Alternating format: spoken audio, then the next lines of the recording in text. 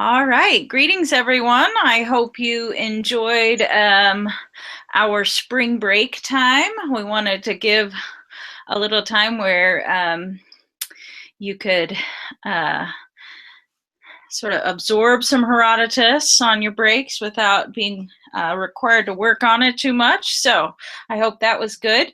So it's also been a little bit of time since we've met, and so we want to talk about Book 5. I think that many of you in your teams discussions on Slack got started this weekend, and so hopefully refreshed your memories about what was happening in Book 5. So I have a couple of students on the docket to present for their groups, and I've got Alex here, and then if anyone else would like to jump in and talk about what your groups discussed, you are welcome to. Alex, would you like to start? Yeah, can you hear me okay? I can hear you. Awesome. All right, so I'm from Diocese, and for the most part, our group, we had three options to talk about. It appeared the most popular one was our third option, which was the differences between, or the difficulty in reading, and if it related to the culture of the time versus our culture now. And a lot of us pointed out how Herodotus was, it almost seemed like he was distracted while he was doing it, but at the same time, he uh, he really he knew what information he wanted to get across, and he could get it across, but he wanted to tell stories to liven it up at the same time. And so that was one thing that made it a little difficult to read were some of the stories. They go off on a tangent that the story seems like it's going one way, and all of a sudden it's like you're tripping and falling in the middle of a run, a little bit. But he definitely does a good job of getting the point across, but it definitely makes it difficult to read at times.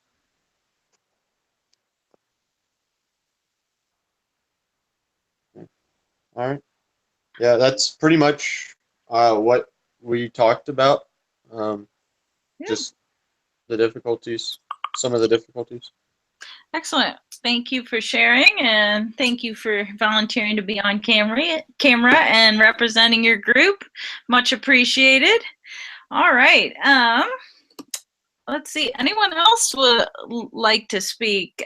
So Alex represented the diocese group. Anyone from Croesus, Southwestern? I see you unmuting. Maybe they're thinking a little bit. A common thread in all of the discussions this week was about the Ionian Revolt and whether Herodotus had a positive or negative view of that, of the Ionian Revolt, and I guess a good question to just as like a poll in the chat room, if you want to write positive or negative about what you think the Herodotus's opinion of the revolt. We discussed that a bit before the break, and then that was a thread in your discussion conversations as well in most groups. Let's see, we have some people at Southwestern ready to represent their group, so let me switch it over to them and be thinking about that question about the Ionian Revolt. All right. So I guess I'll go first. I'm from Croesus, and we had three prompts.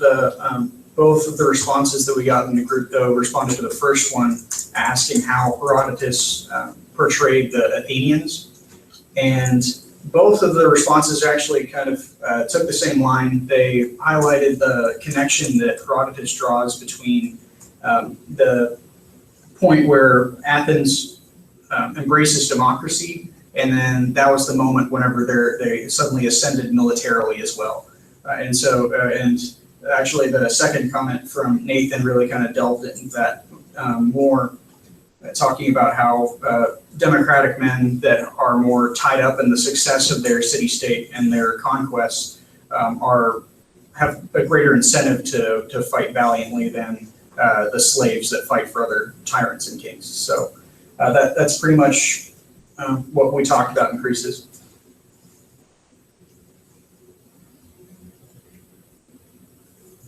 All right, thank you for repping the Croesus group. Was there anyone else? Hi, I'm Jessica, and I'm from the Cyrus group. So we only have one response, and it was to our second prompt, which went over Herodotus's portrayal of women in Book 5 and how it compares to his portrayal in the previous books, as well as choosing a story involving women in modern times and how it compares to that. So what we got the response is that there are two distinct stories about the Persians and in Book 5 about how women are portrayed, and that is in chapter 12 when the two Paeonians send their beautiful sister to get water, knowing that King Darius will see them.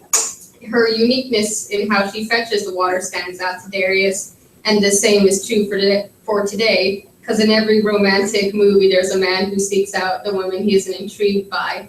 So Darius sends the soldiers to look more closely into what this woman is, and when they return, Herodotus states that Darius marveled at what he heard from the scouts and what he had seen himself, and bade the men to bring the women before him. There's no evidence that Darius is lustfully marveling at this woman, rather that he was simply intrigued by wanting to know more. But on the opposite end of that, there's in chapter 17, the story of the Persians when they were sent to Amniatus. I don't know how to pronounce that. But the Persians were invited to a feast there, and when they questioned why the wives and mistresses were not present, they said that it's not their custom to do because men and women are separate. But in order to please the Persians, they brought their women in. But when they did, since the Persians were drunk, they began to assault the women. Herodotus then writes that Amniatus endured this in silence, though he was very discontent. And out of fear of the Persians, he did not stand up for what he believed was right, but his son Alexander did. And he and some of his friends went and killed all the Persians who disrespected their women. So what the Persians did was something shameful and therefore not to be spoken of. Now, throughout all of Herodotus' writings, he mentions women, and men had superiority over women, but Herodotus does seem to think they are important and should at least be respected. For example, when he discusses Babylon, he speaks of great women queens. In his same ethnography of Babylon, he calls their custom of sending women into the temple to sleep with strangers the ugly custom. It seems that Herodotus, like Alexander, would have been disturbed by the Persians' behavior. And that's really all that we got out of this discussion for Book 5. Good, thank you, Jessica. There were quite a few groups talking about that portrayal of women, and it added very much to that, a different perspective. All right, anyone else ready to speak up?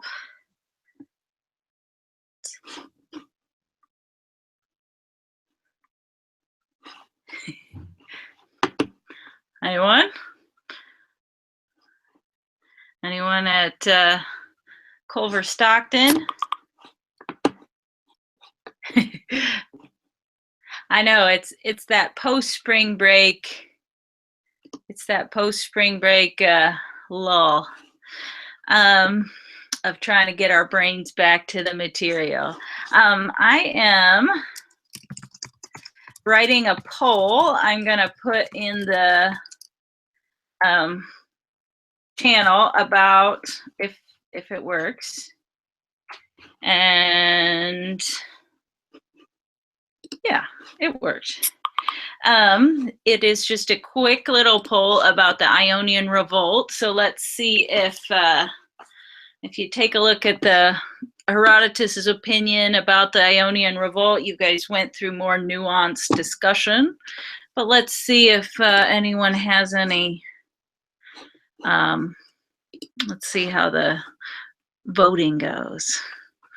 Just in a sort of simplistic way to look at it. And again, if anyone has anything they want to say, please feel free to join in our chat room. Speaking of women, Yeah, Professor Good, you want to speak about the portrayal of women? That was a big discussion topic. well, in class yesterday we talked about women in clothing. How, on the one hand, I mean that men are controlling women through their clothing. There's that wonderful episode where the Athenian women stab, like they're envious of this one survivor. All their husbands have died, and there's that one guy who survived. So they all take their brooch pins and stab him to death. And as a consequence, they're condemned to wearing I can't remember if it's a Dorian or Ionian dress, but one that doesn't have a pin in it. And that was their punishment for this crime. And then of course there's that other episode with Periander of Corinth, where all the women have to appear in the temple of Hera in their finest clothing, and then they're forced to strip down, and the big pile of clothing is dedicated to the dead Melissa, and then it's immolated. And so the Corinthian women are presumably have to walk home naked. It's just, men control women through their clothing by allowing them what to wear or what not to wear.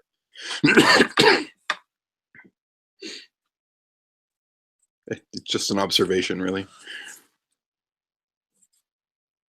Sorry, I forgot to mute myself. Yeah, very interesting to think about. And it's about all the different portrayals of women and their clothes. Some interesting ones. Let me see. I think I have somebody ready to join for one of the groups. So let me send her the link real quick. And let's see, our poll seems quite unanimous that Herodotus's view of the Ionian Revolt is overwhelmingly negative. So quickly, why do you think that? Why do you think his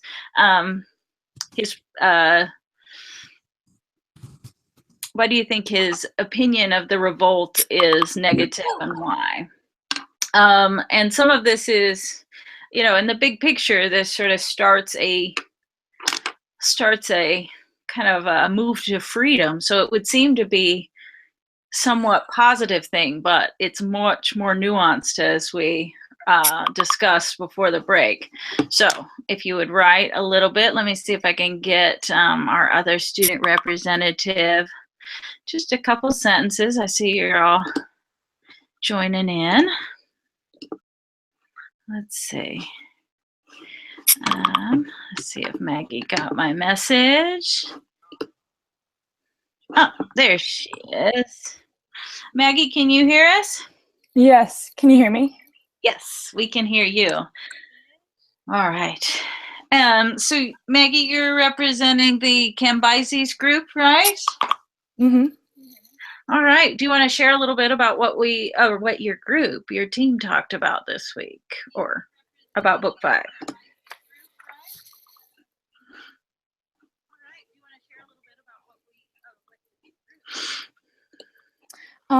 So we also talked about women, and what we talked a lot about the two Paeonian brothers, just like the previous girl who spoke on.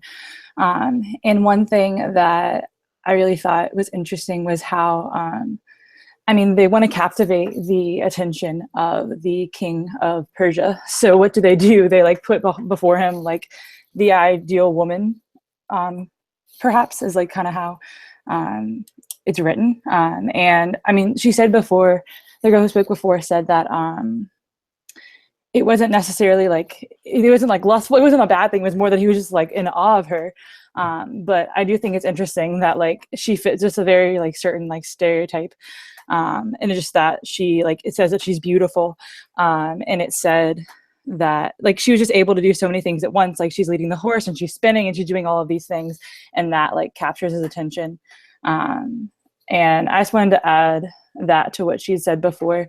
But another thing that we talked about in our class that doesn't have to do with women that I just thought was a little interesting tidbit was how like in the very beginning, just in section 4, or just like chapter 4, when it talks about like the death of people and the birth of children, how they would like cry over the birth of a baby, but then they would celebrate death, and just how like hard their lives must have been, that like whenever people died they would celebrate, but when people were born, they would cry. It's like the opposite of how we might handle things today. I just wanted to add that in. Great. Thank you, Maggie. Thank you for sharing and representing your group. And yes, we still have time if anyone wants to jump in. So a couple of thoughts about Herodotus's portrayal of the Ionian revolt. That he thinks Aristagoras is a doofus. And so some of it has to do with a disagreement with the political leaders of the Ionian Greeks. Certainly sort of an issue that is very complex. And let's see, what are some other comments? Condescending tone that Herodotus uses to describe the revolt. He doesn't care for it at all. A nice joke about how he says he's not biased in the very beginning of his histories, and then here we are seeing some pretty definitive bias against some of the leaders of the Ionian revolt and those actions. Let's see. And Emma, I think, wrote that a good point to keep in mind is that Herodotus is, he's doing something very different than previous sort of documents about the past, in that he's writing about something that's in the pretty near past for him, but it is, but he is writing about the Persian War in the context of the Peloponnesian War. So a war between Sparta and Athens that is happening while Herodotus is working on this history of the Persian War. And some of these political tensions are very much in the forefront of the Peloponnesian conflict, the Peloponnesian War. The Ionian colonies are part of the war, and how they should be connected to Athens or Sparta, and all of that is very much part of the Peloponnesian War. So we're probably seeing a lot of Herodotus's opinion about that conflict seeping through his narrative about the Persian War. So something to keep in mind. Let's see, there was a, and importantly, another topic that was discussed in a lot of your teams this week was, how does Herodotus portray the Athenians? And also very much colored perhaps by what is happening in Herodotus's present time of this war between Sparta and her allies and Athens and her allies. The Athenians sort of make their first major appearance here in Book 5. And some of you talked about your portrayal there. Do you think that he likes the Athenians? There were some conversations in the chat rooms about that topic, about him not maybe giving the most positive view of the Athenians. Let's see, of course, the constitutional question Professor Wadden brought up in the chat room, that's also affecting this, Herodotus's views. Professor Hoddle, do you have anything to jump in with? You can hear me? Yes. Okay. So I guess I need to hit the switch. No, we can hear you. No. Now Okay. you're on. There you Okay. go. Anyway, so I was really curious reading the things that people are asking here on the Slack channel. A lot of interesting stuff. I'm still, and something I still struggle with a bit is why is it that Herodotus is so critical of the Ionians?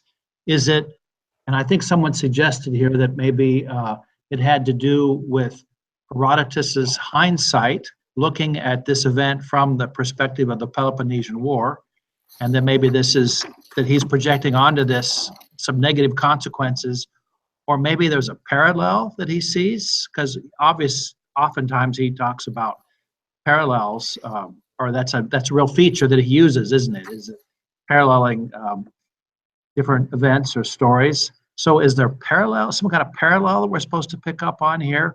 Or is it just because the Ionians were losers and the later Greeks who defeated the invasion to the Greek mainland were winners?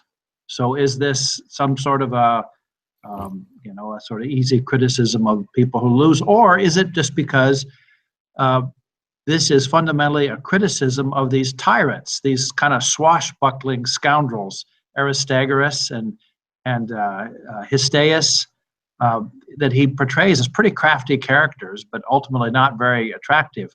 So I'd be really curious to hear on the Slack or elsewhere, why you think, what's the deal here? Why? Because I don't know about you, but when I read about the Ionians, I feel sorry for them. And there's lots of if you kind of read a little bit between the lines, there's plenty of other references to other cities that don't make much detail that are heroically defying the Persians in the name of independence. So why the negative angle? I'm baffled by that. I agree. Because I also think of the Ionian Revolt, at least in a big picture term, as like it gets the ball rolling towards this like freedom from tyranny and these kinds of themes. So yeah, why do you guys, what do you think about Herodotus's reaction to this portrayal of the Ionians? Like, why do you think he has such a negative portrayal? And anyone can speak up.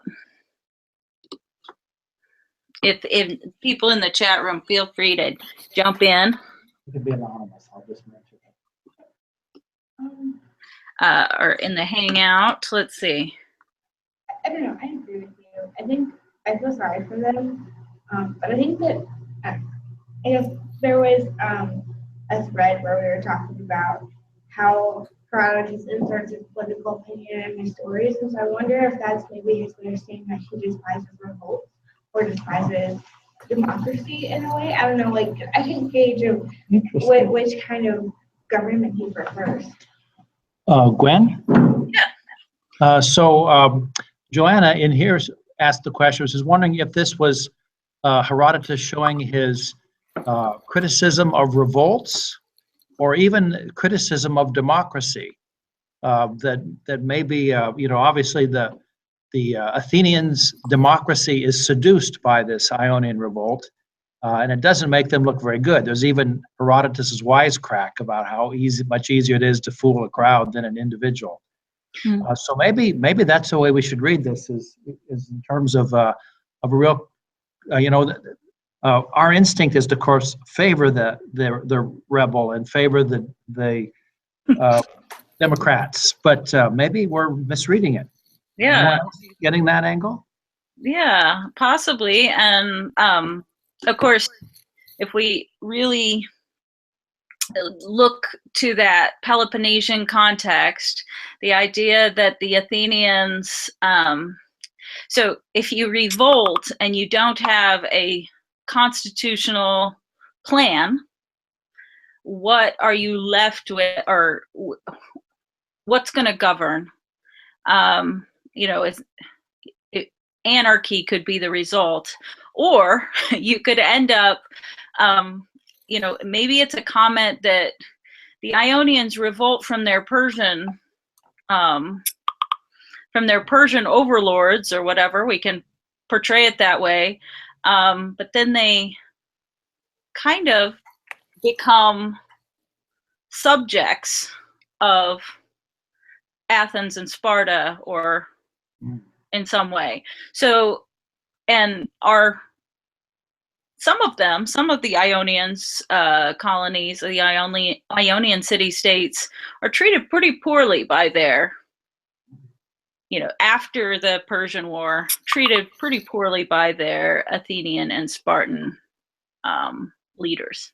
So, and the democracy thing that comes up in the Persian Wars, the Mytilenean debate is a famous incident in the Peloponnesian Wars, where the Athenians vote to basically kill all the men and enslave the women and children of a Greek city-state in Ionia. And so that was democracy at work during the Peloponnesian War. And so maybe there's a comment on that kind of result from democratic debate and voting. So something to think about. Other thoughts? Anyone else want to jump in on this topic? Go ahead, Maggie.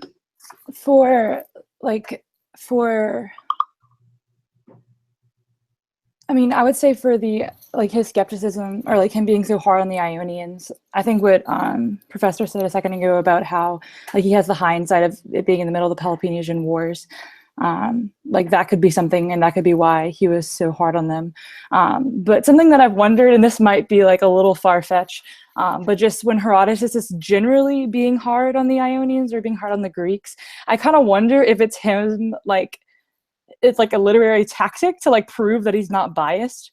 I'm gonna be hard on my own people, and this is evidence. I'm presenting good facts here, because if I was always just saying how awesome we are, obviously, what I have to say could be marred. I've often wondered if it was almost a tactic. I don't know if it would apply as specifically with the revolt, but just maybe in a broader scheme of when he's hard on the Athenians.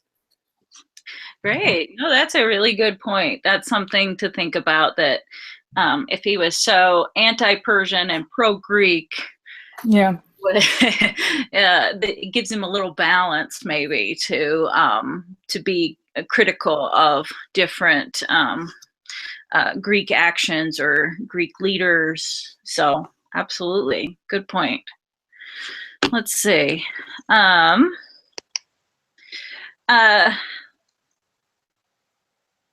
Points about in the chat room about how he could be disagreeing with the leaders rather than the concept or the theory behind the revolt itself, or the ideology behind the revolt itself.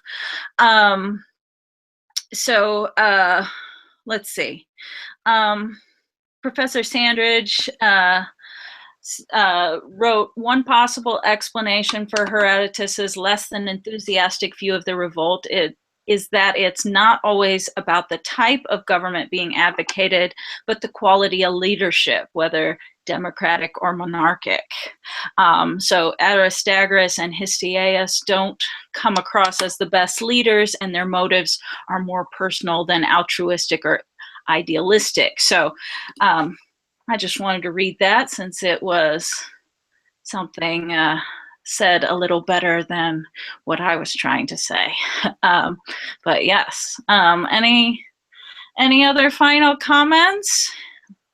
We'll see our mainland Greeks, the Athenians in particular, shift into action in book 6. So look for that. We have my friend and colleague, Dr. Lindsay Sampson, is going to talk to us about book 6 on Thursday. And so a nice new face. I hope you'll look forward to that. And yeah, hopefully some other people as well. If nobody has anything else for tonight, we will keep chatting in the chat room. Go to your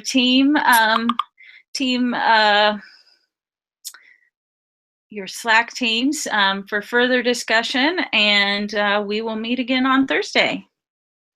All right. Thank you, everyone, for your participation, and have a great night. Thanks. All right.